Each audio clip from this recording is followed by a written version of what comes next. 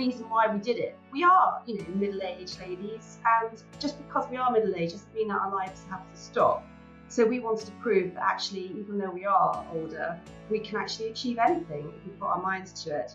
And I've always loved a challenge and to push myself. It would be a huge challenge, and I just wanted to just do it and show my children, like Fee did, that anything is possible as long as you try your best. When you're doing something extreme, there's a gratitude to our bodies and that they can do this. Not everyone's going to row an ocean, but be thankful for everything your body can do.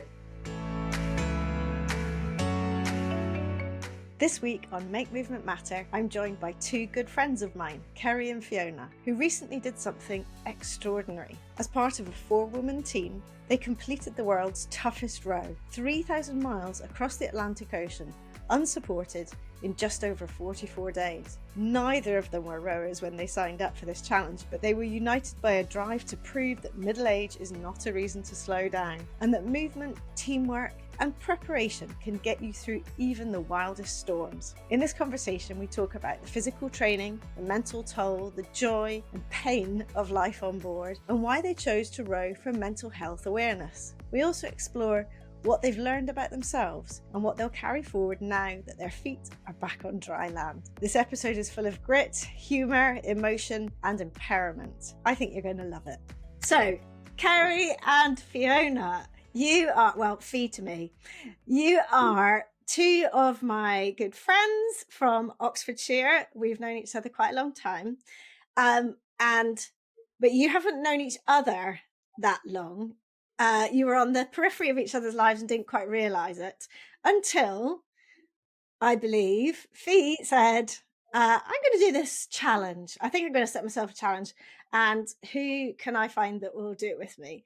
So, Fee, how did you then come across Kerry before we say what it is? Oh, we haven't said what the challenge is yet. Okay, so I've been thinking about the challenge for quite some time. And I thought about it internally for a long time before I spoke to anyone about it. And then I thought, okay, well, I need a few people to do this with me. And it's not the kind of thing where you walk into a coffee shop or a gym and go, hey, I'm doing this, who wants to? It takes a certain kind of person and commitment. But I was speaking to a few friends, and I spoke to our mutual friend, Mel, who is also a friend of yours, Wendy, and she said, you need to speak to my friend Kerry. And that was it. And when we were introduced, Kerry had actually already been thinking about doing this challenge, but hadn't. Oh, really? Yeah, and hadn't progressed. But she's a million ideas about what challenges she's going to do. This was just one on her list. But because I came to her and said, okay, and yeah, she was all over the idea, and it went from there. I had to pass the interview though.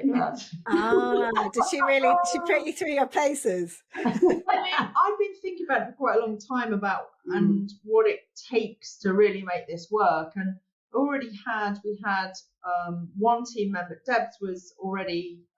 I was already with Debs, and we were part of a team. And then we had already started discussions trying to get Dawn on board, and Dawn was sort of a tentative at this point when I started speaking to Kerry. But I think we already had quite clear ideas about what it took in reality, and the commitment. A lot of it was around the commitment. So you prepared for the commitment of this, because what we didn't want was someone dropping out quite close to the start, because then it's a no-go for everyone. So yeah, you passed. I passed. She passed. Oh, phew. In every way.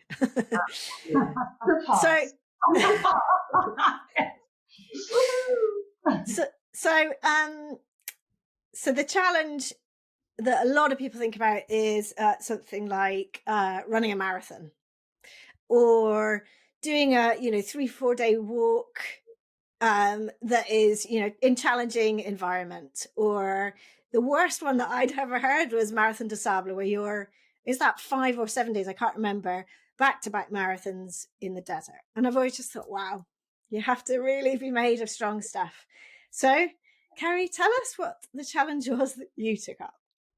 Well, we rowed 3,000 miles across the Atlantic Ocean. That was the challenge. Of course. And why not? And why not? It's there, so row it. And both of you were rowers beforehand or not? I wasn't. No, I mean, I'd rowed a little bit at college, but quite social rowing in reality. So no, we weren't rowers. And that's obviously it's an important element of what you do, but it's just one part of many things that it takes to cross an ocean. There's so many other factors involved. Why? Why? A lot of people, friends are asking, why do they want to do this? Because it isn't in them. They weren't the right type of people, but you were. So what was your why? In all honesty, I wanted to do something really hard and to prove to myself that I could, and that really that sense that whatever you put your mind to, you can achieve it if you prepare, have the right support and people around you, and commit to it. So to a certain extent, I wanted to prove to myself, I've got 3 daughters, Kerry's got 3 children, and there is an element of role modeling and showing them that, even at our age, Kerry, yes, that these things are possible. And, as we reach a stage of life where people are going to the menopause and life becomes more challenging, it's like, that doesn't have to be a reason to not do things. And this was just our challenge, but we did want to put that message out there, and that links to our charities, which we'll sort of talk about in a bit. But that sense that you can, with the right belief, the right support, you can do whatever it is that you want to take, and a certain stage in life doesn't have to define that.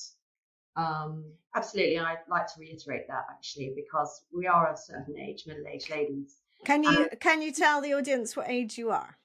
I'm 51. Well, I turned 50 when we were rowing, so I am 50. I was 50 in the middle of the Atlantic. Yeah, which we didn't really celebrate that much, but we'll talk about that. Because we threw the bottle of Dom Perignon overboard. Oh. No, going back to the reason why we did it. We are, middle-aged ladies, and just because we are middle-aged doesn't mean that our lives have to stop. So we wanted to prove that actually, even though we are older, we can actually achieve anything if we put our minds to it. And I've always loved a challenge and to push myself. And this is just one thing that I just thought, wow, let's, it would be 40 to 50 days we were thinking that it would take. And we were we were in between that. But it would be a huge challenge. And I just wanted to just do it and show my children, like Fee did, that anything is possible. As long as you try your best, just do it. Just do whatever. And that's what we did. Amazing. Well, you managed to also find 2 others who would. So Debs was also wanting to row for personal reasons. She wasn't a rower before. She'd done a little bit. Is that right? Debs, she has done some club rowing, more than we had actually. Yeah. But I think also she committed to that once she knew that she was going to do the Atlantic as part of her training program.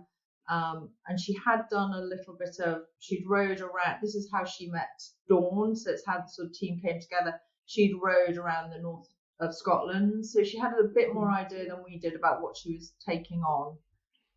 We had no idea what we were taking on. And is that on reflection you realise how little you did know beforehand? In all honesty, I think I had a better idea than you did. Yeah. Well, I've sailed a bit, but kind of quite nice cruising sailing. But I did have, more of a sense, I think, of the ocean and what that would be like. And so I think I had a more realistic sense of what we were undertaking, but you can never fully prepare for that. No. Whereas Dawn, who rowed with us and was our skipper, this was actually her 5th ocean crossing. So she had a huge amount of experience, and that gave us quite a bit of comfort as well. So yeah, I can imagine that you get a lot of confidence for someone who's been there and done it that many times, that they've come across things. And you had a wonderful social media account on Instagram while you're away that you had help with running. Obviously, you couldn't do it yourselves. And it was brilliant. The coverage was great, not just from the fact that we all had a regular check-in to see that you're still going. We also had the app that we could track you on. But that her messages, Dawn's particular messages on there, and some of the content that was on there showed that, yeah, she just had some great tips and little techniques and things that if you hadn't had that, you know, things would have been a lot harder. So I think that experience really, really helps. And actually, I hope you've written a lot of notes for the next time or for someone else's next time. So tell me a bit about life on board, because it's obvious that in the run up to it, you were nervous, but you were preparing hugely. You were doing masses and masses of training. And you did a few other things as well. Actually, yeah, talk about the sort of safety aspect, because you did quite a lot of training to understand the ocean, to understand what it could throw at you. Tell us a little bit about the kind of thing that you did to prepare. Well, planning and preparation was key to all this. That's why we did so well, really. But I mean, Fee is probably the person to talk about this because she knows it more. There you go. Well, I mean, I think we all had different roles in the boat, and mine seemed to be general organizer of stuff.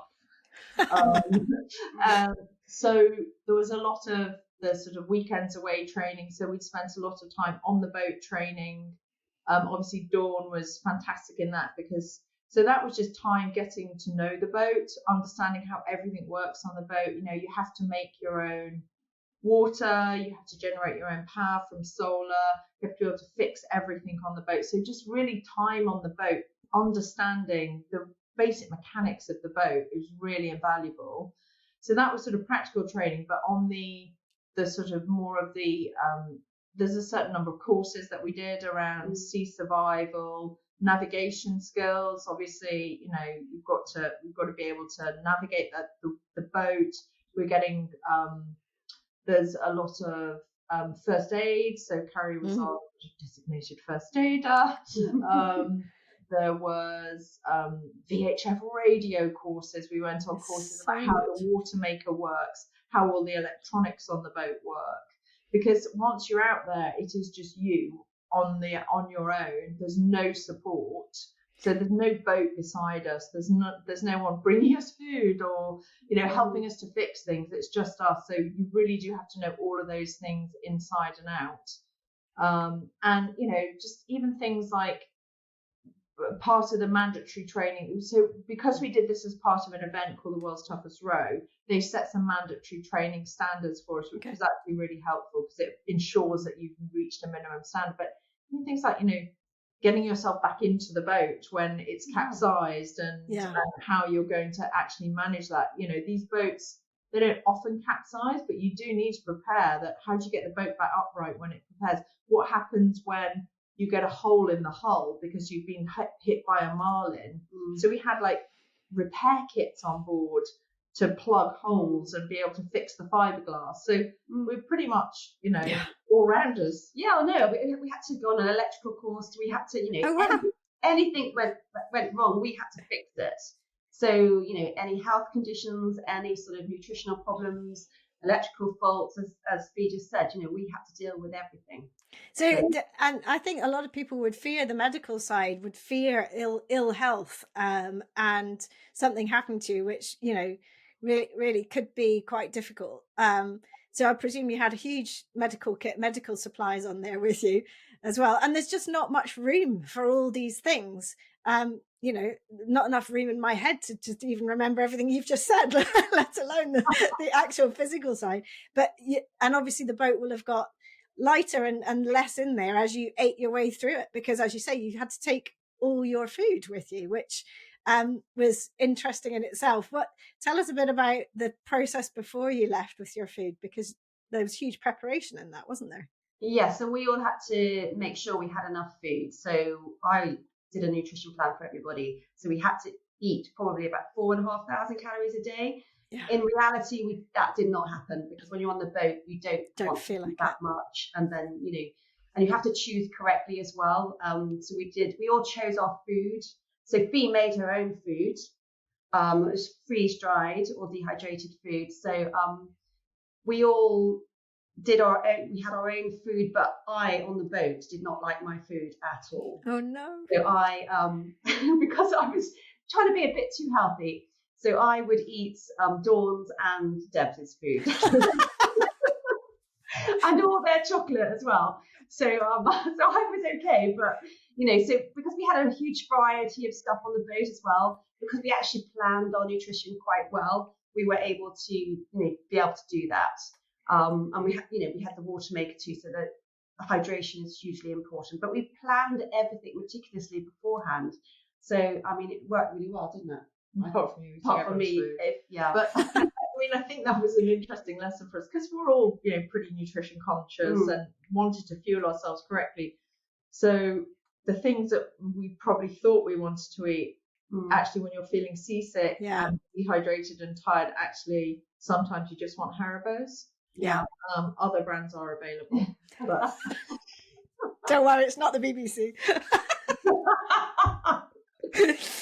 Yeah, no, I can imagine, because we often are trying to sort of feed ourselves well in life, but we're not necessarily responding that well to how we feel.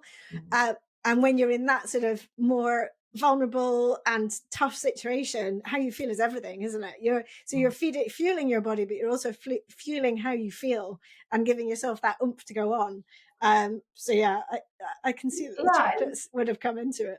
It's interesting actually, because even though we weren't eating enough calories how we should have done, we were still strong. We still actually, everybody had their shifts, everybody pulled their weight. We did everything we did right until the end. And it wasn't until afterwards really that probably felt like exhausted. I mean, we felt exhausted obviously throughout the whole thing, but we just kept going. And so it's interesting actually talking about nutrition and planning, because it was afterwards as well, actually coming back after the row and actually coming back into real life and actually eating properly again. Yeah, and it's actually sort of trying to get that back as well, because we all, as Fee said, we're all quite health conscious, we all eat well, but it's actually dealing with that afterwards too. So that was, I think for me, quite an interesting thing as well, trying to refuel yourself and getting back into being healthy and because we all lost weight. You lost about 2 stone, I think. Is that right? I don't know. Yeah, I think, yeah. You all looked like you did. Yeah, I lost over a stone. So, but nutritionally, we had all the food on board. Yeah. So we were eating, as much as we possibly could. And that's where it is about. Literally, the term fueling your body is absolutely right, because we often sort of disconnect food as our energy source, as the thing that is keeping us going. And the very fact that it kept you healthy, it kept you energized, it just shows that you did have the right balance. Also, Wendy, it was one of the few pleasures that you look forward to. I bet. When you get to eat, yeah. So food becomes really central. You spend most of your time planning what you're going to eat on your yeah. I absolutely. And so tell us then about the system. So you were doing a 3-hour shift system, is that right? Yes. So tell us how that worked in practice. There's 4 of you on the boat. It's a tiny little boat. Did you have sleeping pods at both ends or just one? And so I still can't do the maths as to who slept when and how.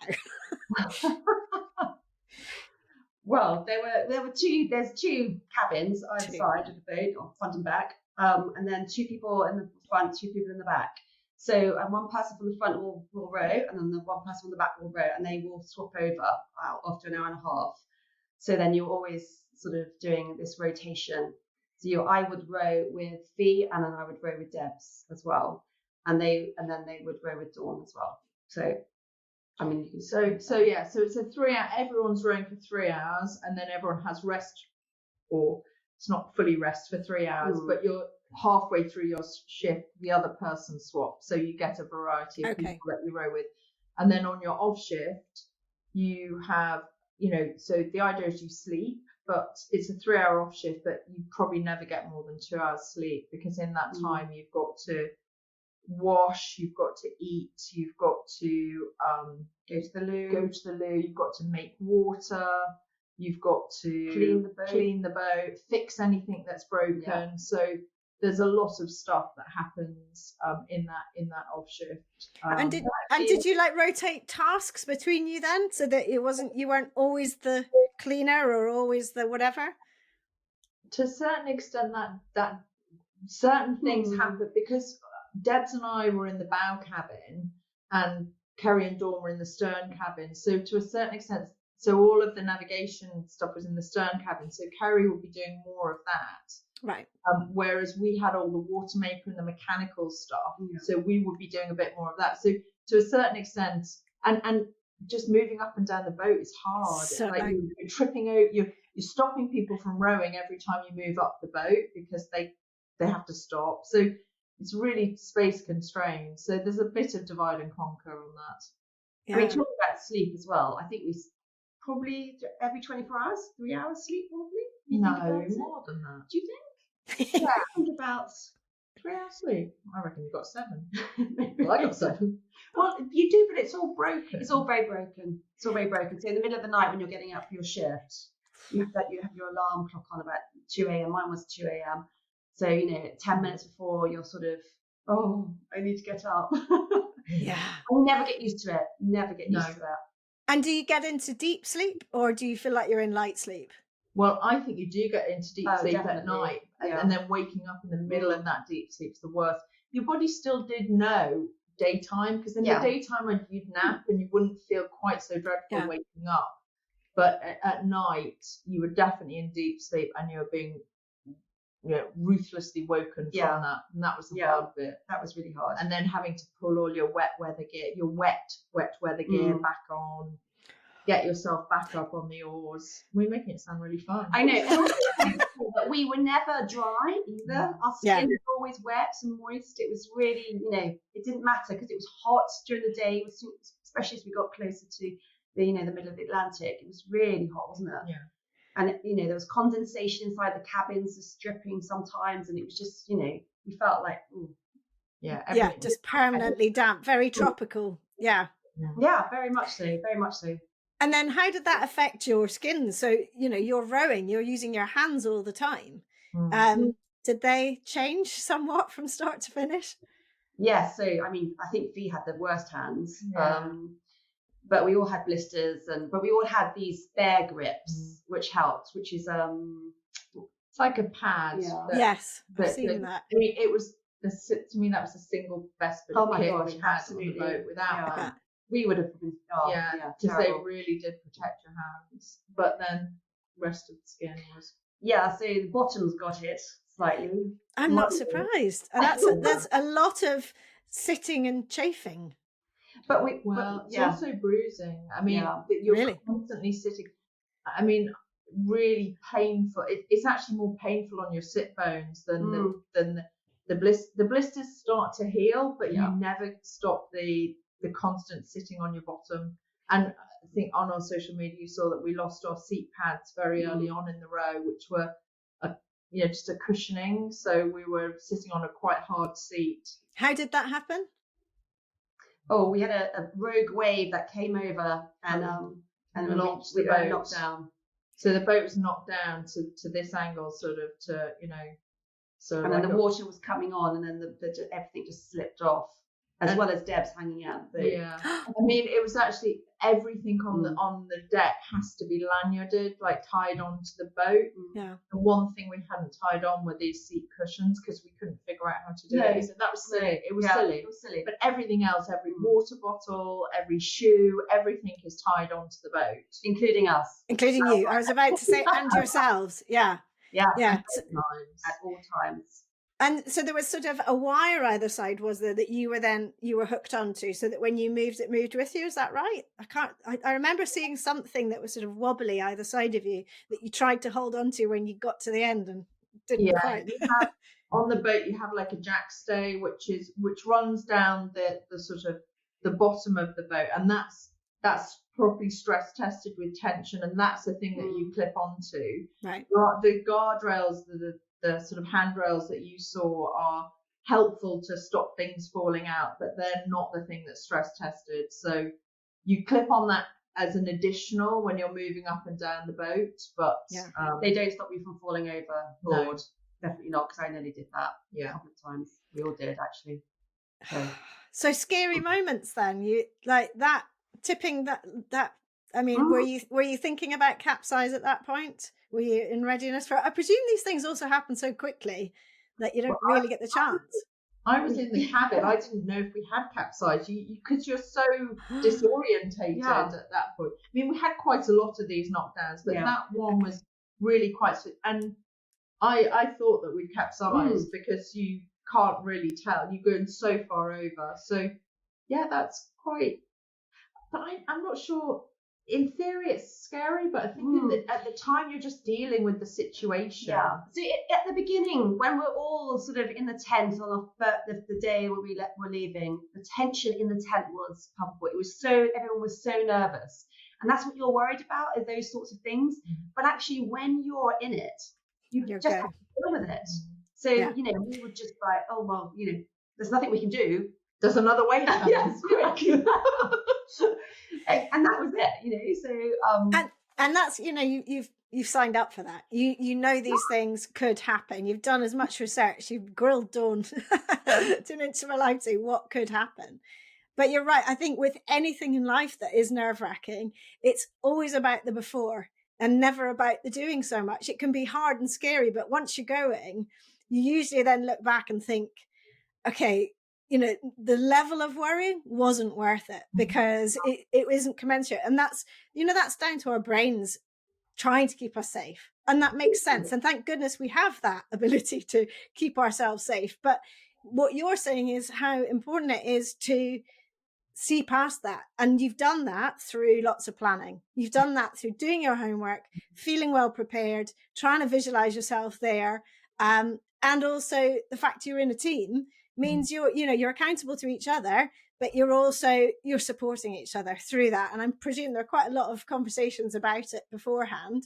And I think that's such a good example for many things that we do in life. If we're struggling with fear over something, it's really important to get help, get prepared to really think it through, but think it through how it really is going to be. And there's risks in so many things. There were big risks in what you did, but you'd calculated as many of them as you could so that you felt you were in control if things had happened.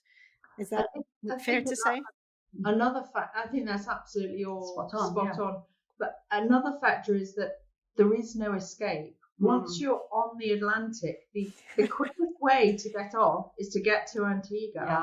You can't row back because you're rowing into headwinds at that point. So to a certain extent, that makes your mindset, there is no option. I've just got to go on. And sometimes I think in life we have too many options. And it's just like we've committed to the goal. This is it. There's no going back. And totally. And you can only control what you can control. And that is, they said this to us at the beginning, control the controllables. And that is so spot on because you can't control what the water's going to do, the weather, the wind. You did talk to the wind quite a lot. I spoke to the wind quite a bit. Which kind of wind was that, Kerry? Well, both actually. No, we had no wind for 4 weeks. We had wind anxiety. Yeah, totally. Because you want the wind, you want that help, and it apparently it was one of the least windy years, wasn't it? So really hard. We thought it was one of the slowest races, but actually it wasn't. Ah, okay. Even though we had no wind for 4 weeks, as a fleet, we all finished within a certain period of time. So it was one of the second or third fastest in the. Well, there were no world records. There were no. Because for the faster boats, it wasn't. No, it wasn't quicker. But as a fleet overall. And how many boats were there in total? There were 38 boats in total, but 36 finished. Yeah, I saw a single guy not finishing. I didn't realise there was another one. But I mean, still, that's absolutely incredible. You would have thought that there would be more people dropping out. Again, that's because of preparation and planning.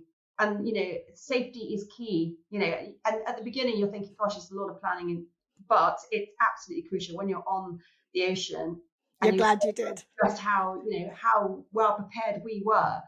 And actually as a group as well, because, you were talking about support earlier. Support is really key on board, and if you're not a cohesive group, then lots of things can go.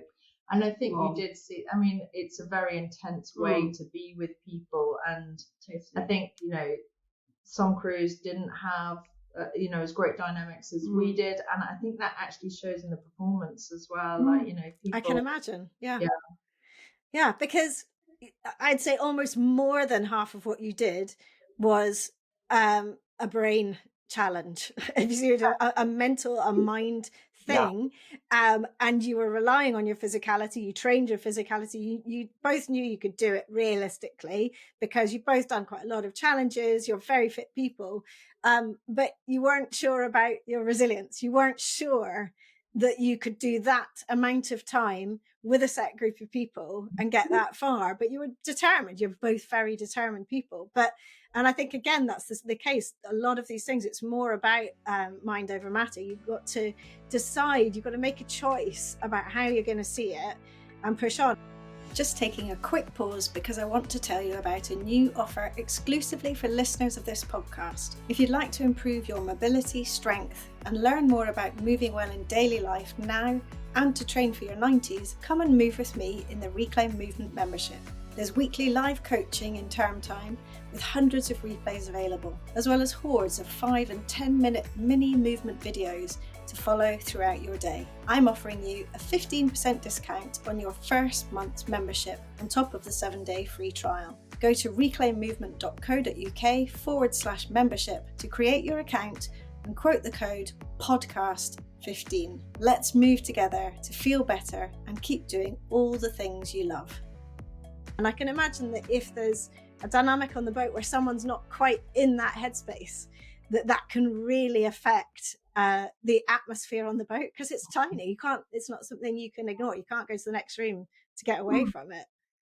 I think the mindset that I had going in was that I don't quite know what this is going to throw at me, but I'm confident that I can deal with whatever it throws at me. And I think you have to have that sense of inner confidence to be able to take on this challenge that you never know what it is, but you need to believe in yourself that you can do this. But I think that, a lot of, the extremes that people are experiencing leads to some quite extreme mental health responses. And, we were fortunate that, we didn't have that, but again, I keep going back to planning and preparation, but we did speak about this quite a lot beforehand and what our goal was, and that's hugely important mentally, is that we all on the same page. So we all said that we were all going to finish. We just wanted to get across safely and remain as friends afterwards. I mean, as it turned out, we actually won. So, the women's class, and so that was brilliant. It was incredible. It was our goal. It wasn't your goal, but you were. I was really pleased. You talked before about this being something to prove about midlife as well, and the other female teams were a mix of ages, but there was no one of. And your whole team is sort of midlife 50s, aren't they? I think you're all there or thereabouts around the 50 mark. Yeah. And the fact that you bossed it and you actually were the winners is testament to the fact that you can do anything, and that was so wonderful. And absolutely, it's never the reason that you do something. And we all at home just wanted you to finish. That's all we wanted. Well, not even that, just to get across, just to be safe. That was the baseline. But, seeing you holding up that trophy was, the absolute icing on the cake. And we all believed that you could do it, particularly early on when you took a good tack and sort of, and I don't know if Dawn was seeing that ahead, that would be a good thing, or if that was a team effort, but you sort of struck out early, and that seemed to serve you for the rest of the way.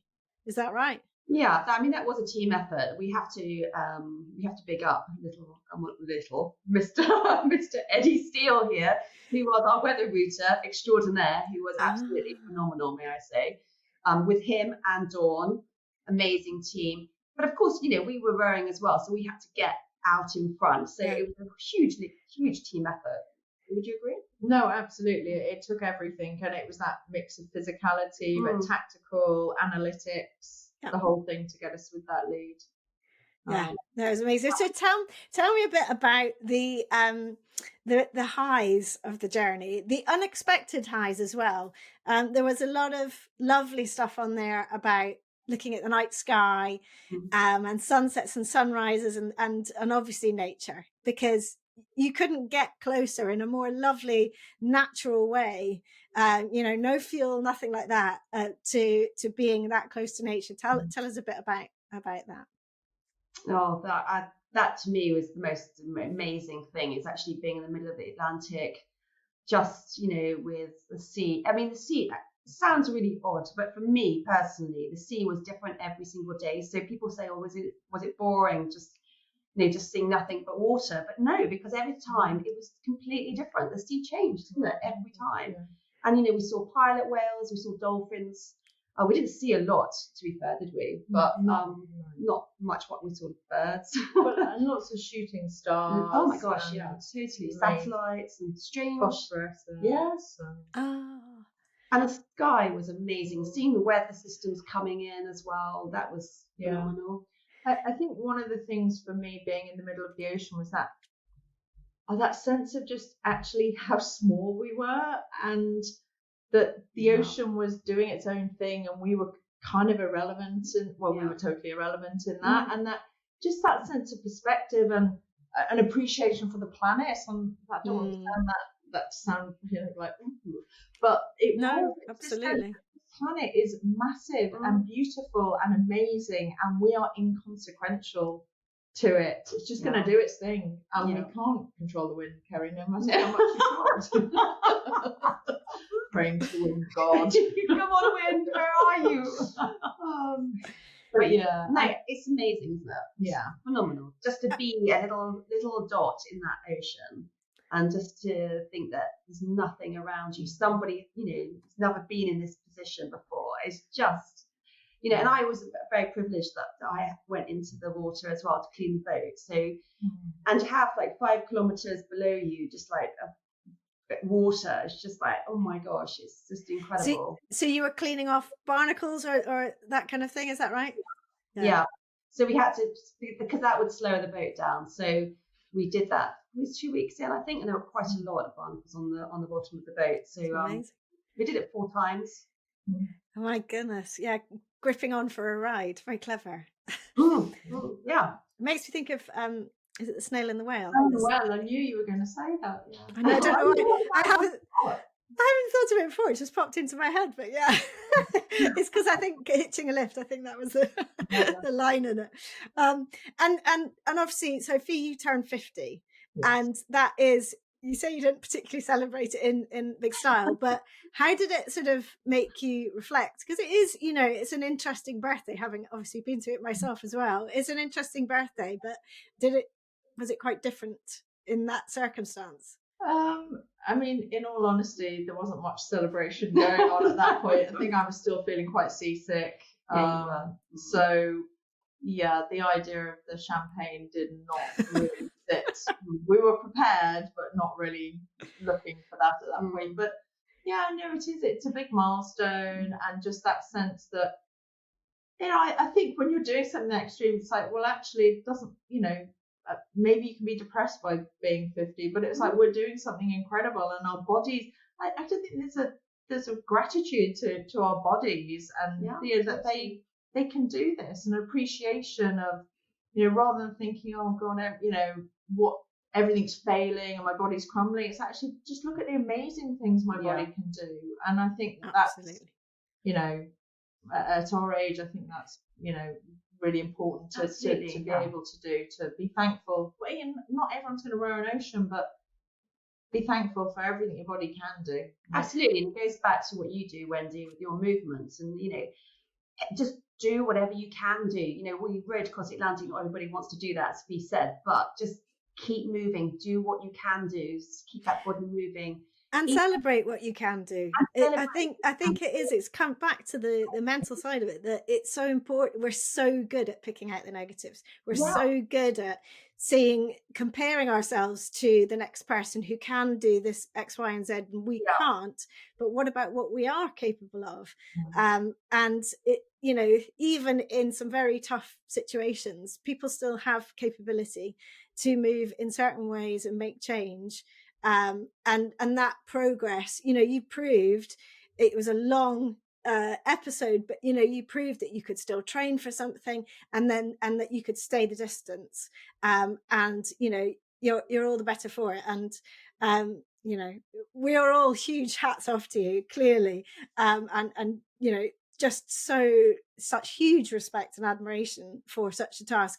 And we came to one of because both actually fundraising events beforehand.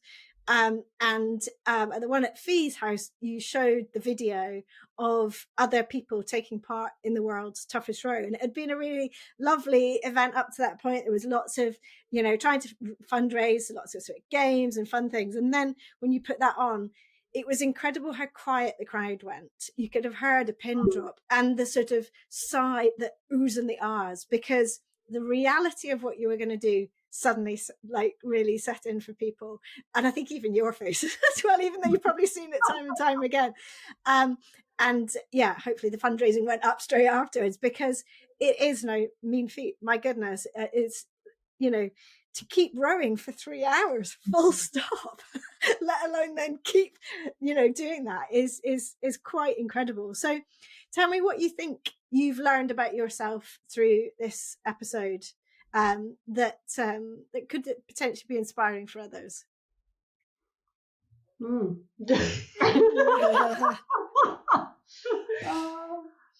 I think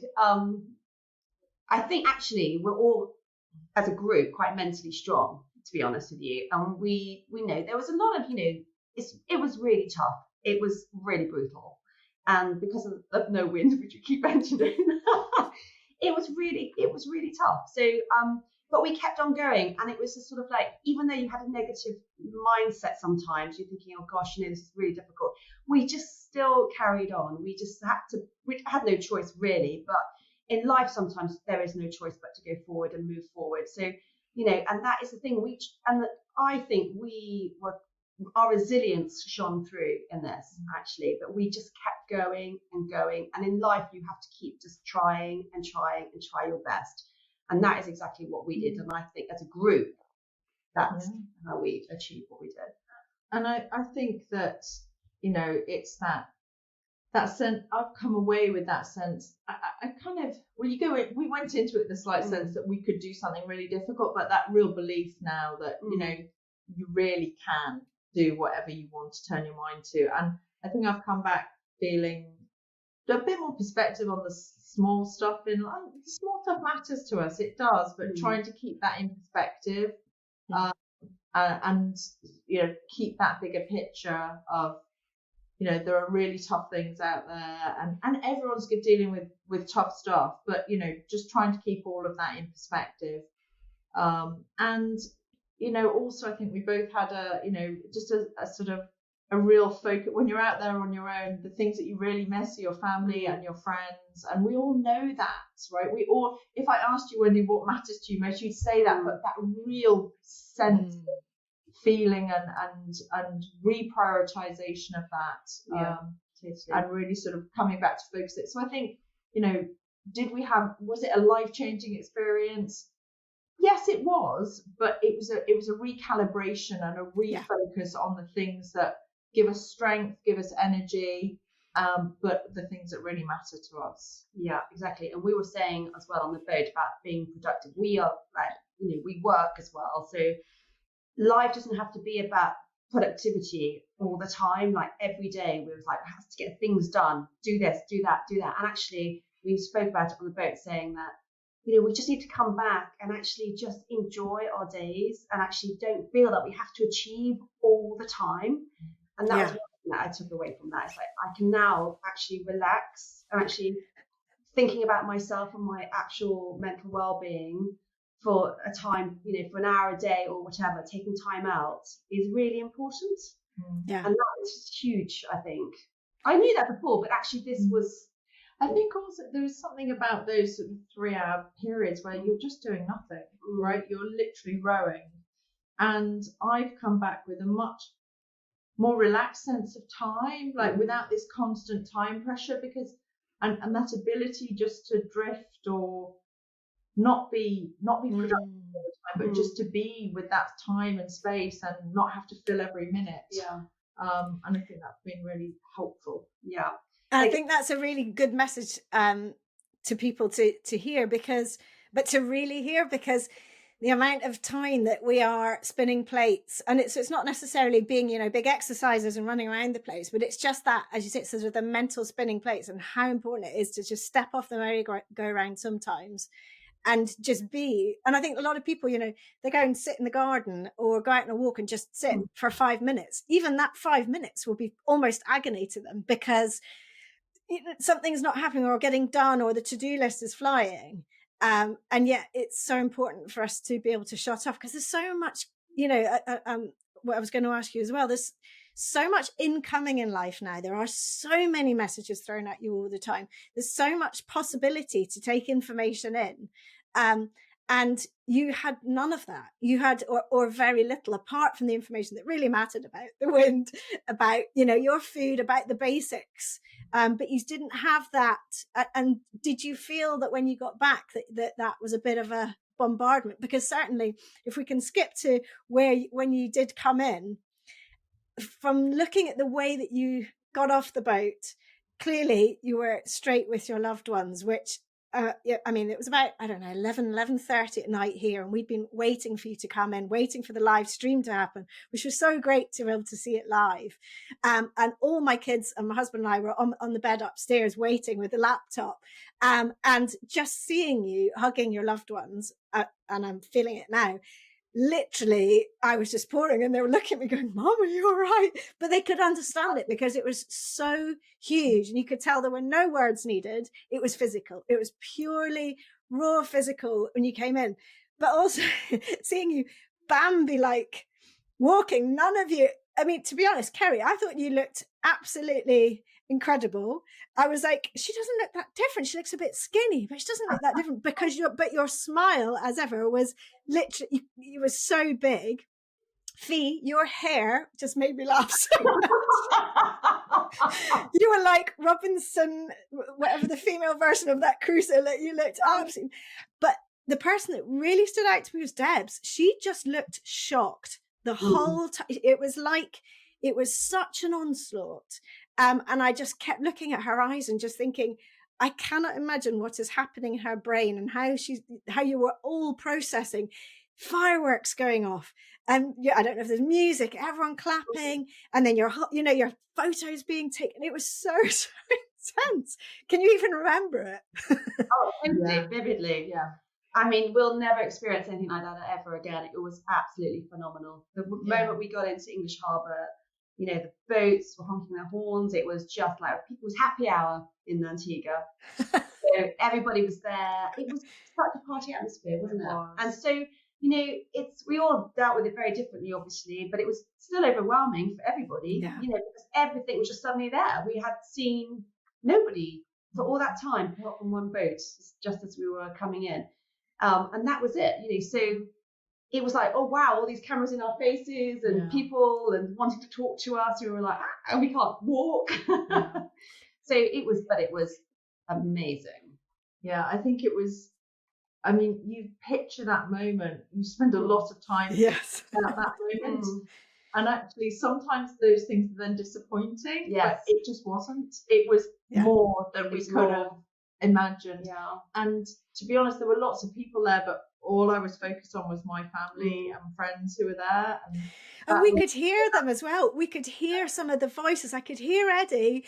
I could hear one of your daughters, and it was so surreal hearing that, but just hearing the emotion in their voices. It was really intense, really intense. And all your well wishers, everyone that was watching you from afar online, and all the messages coming in. It was quite something. So there was lots of love being poured from all angles onto you, and we felt it was wonderful, because we felt like we were there with you, even though we weren't.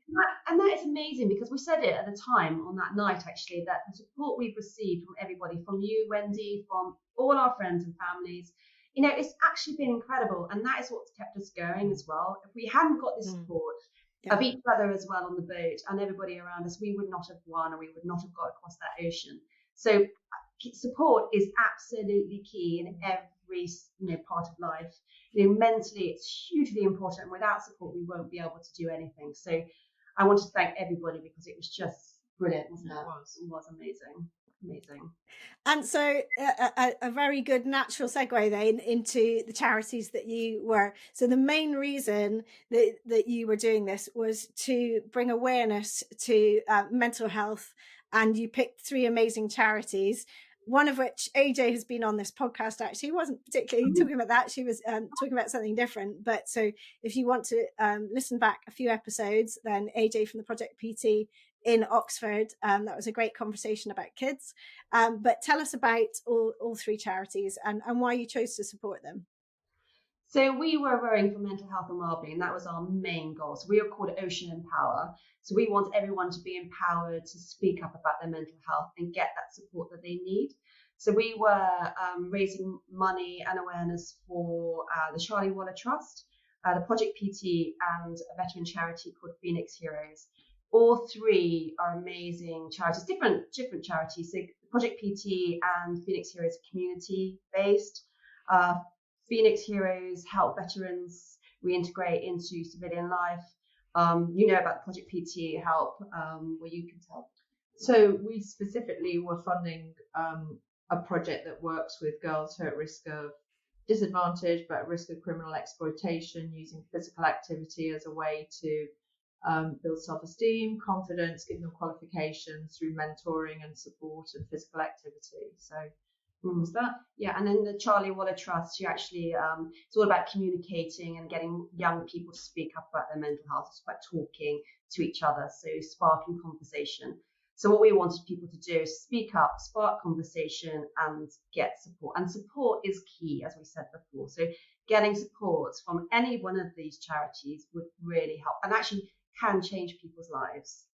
Yeah, absolutely. And you've raised 60,000, is that right? Is it more? I think 57,000. Nearly 60. Actually, yeah.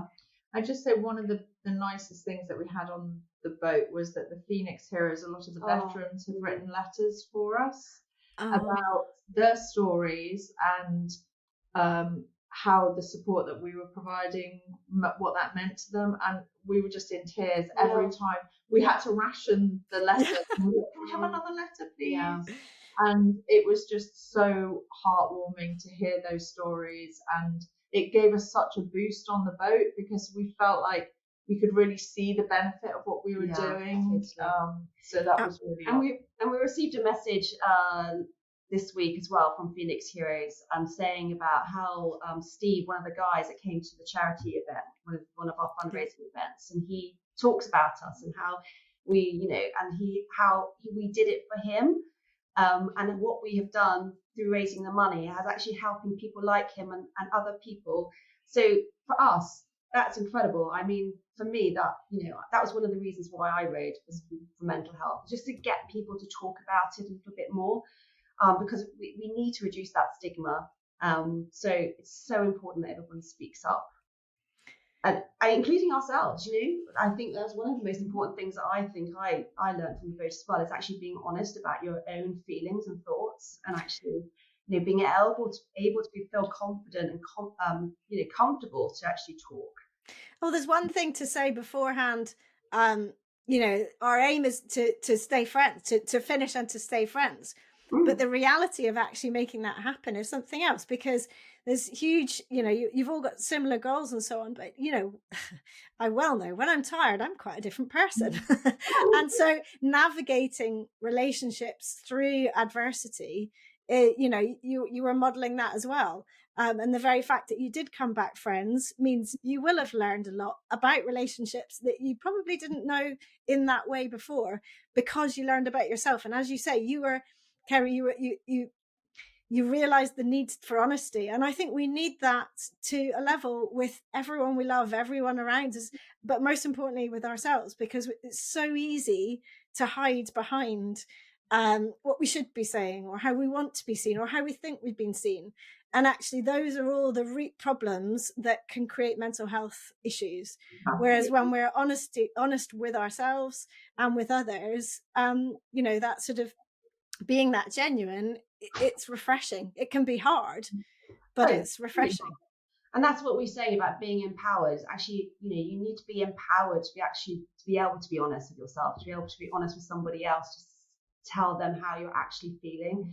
Because if you're not, you won't be able to do any of that. And so, and we had moments on the boat where everyone had moments of tension and frustration, but I think what we were quite good at was going, I can't talk to you right now, and I'm just dealing with this, and give me some space. Or being really honest about, actually, when you said that or did that, that made me feel like this. And and we had to resolve those things, because if those fester on a boat for 44 days, that's not a healthy situation. But we were respectful of that, and everything then was solved, pretty quickly. And knowing that that's normal. That is normal in life. Everyone triggers each other all the time. Everyone, the amount of times I splutter over saying something and it comes out the wrong way, and the intention was never bad, but it comes out absolutely the wrong way.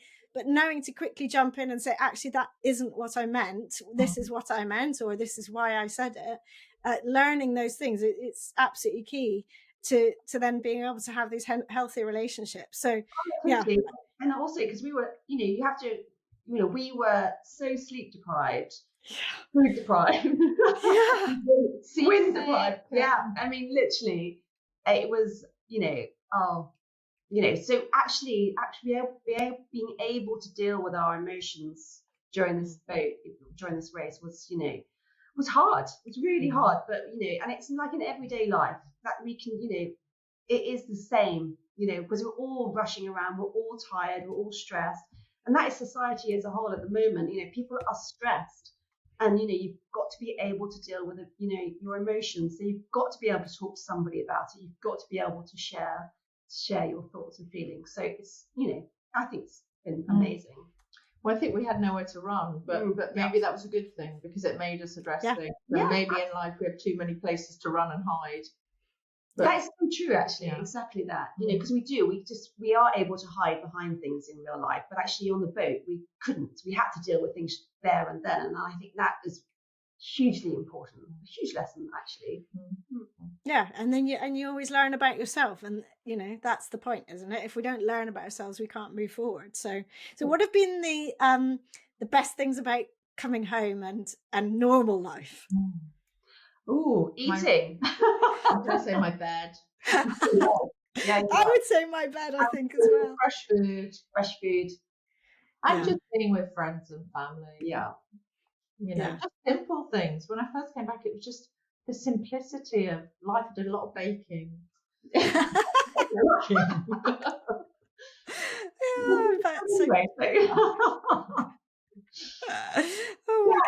like simple pleasures, really. Actually walking on land is quite nice. Yes, and actually walking. And birds. Walking, trees and birds, simple stuff. But that's the best. It's the essence of everything. Without all of that, where are we? So would you ever row again? I would. I don't mean as in a small thing, but a big one. I came back saying I just would not row an ocean. I think I maybe I could. But actually what I think is there's so many other things to do. It's maybe there's something else next. So what's maybe there's something else, because you've both done some big challenges before, so you need to think of something different, don't you? Well, there's an amazing challenge actually that I'm thinking I might do. Which looks quite interesting. It's running 7 marathons in 7 continents in 7 days. Wow. Back to back, you get from one to the other kind of thing. Oh my goodness. Wow. I'm looking into that. Okay. Can you top that, Fee? No. Elephant of a dock. Yes. The wine region. 23 wine stops.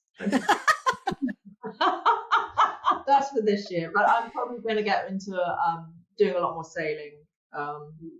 So ultimately the plan is to sail around the world, but in stages at the moment. So the seasickness didn't put you off then? Well, do you know what? The thing is, that wasn't the worst thing that was happening at the time.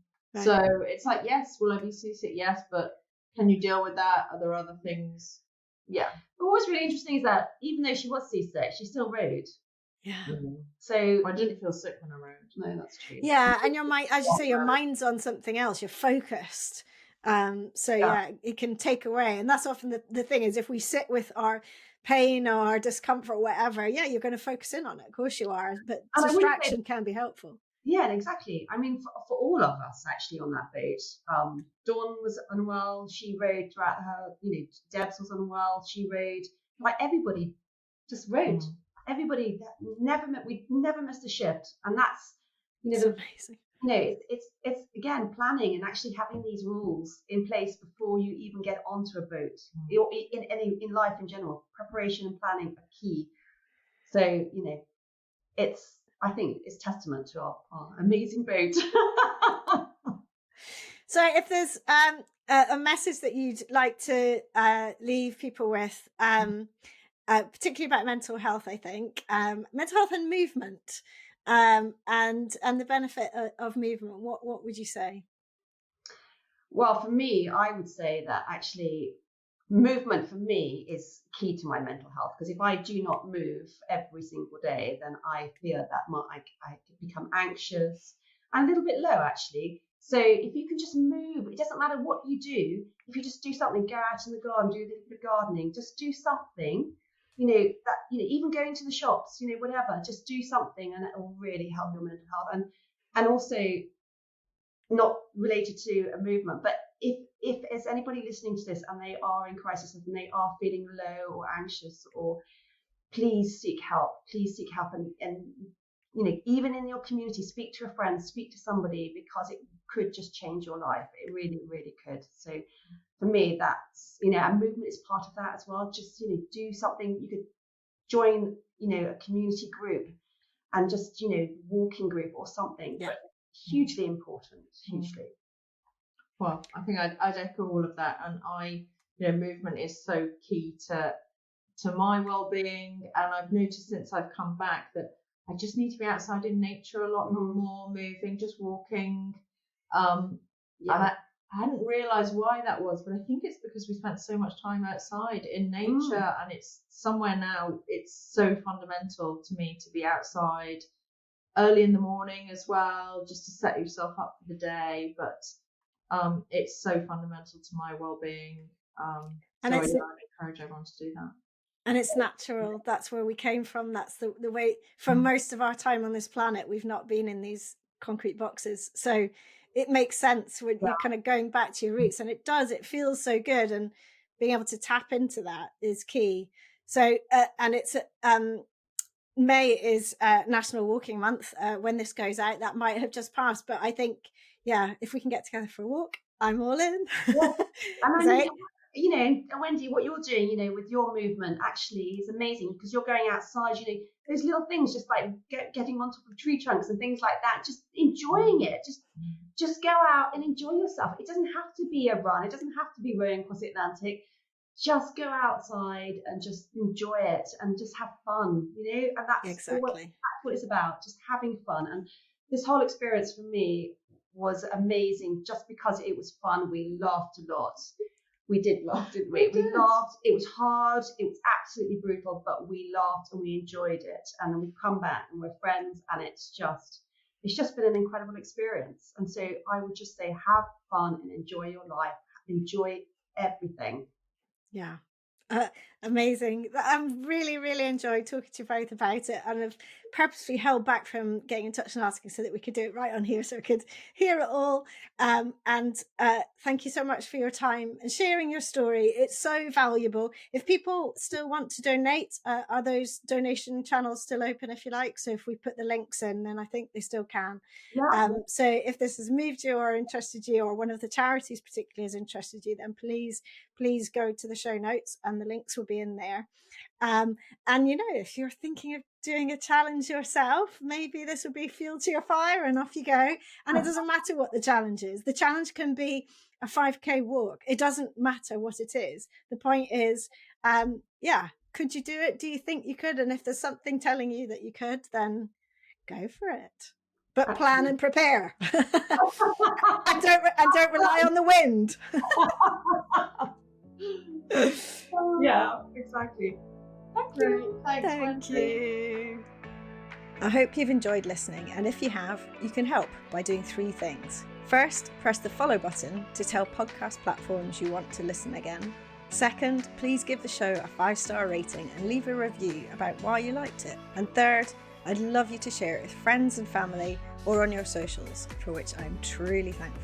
Finally, if this podcast is making you want to start reclaiming your own movement, join me in the Reclaim Movement membership for classes, both live and by replay, and countless videos of mini movement breaks to add into your daily life, covering practical and fun, important natural movements.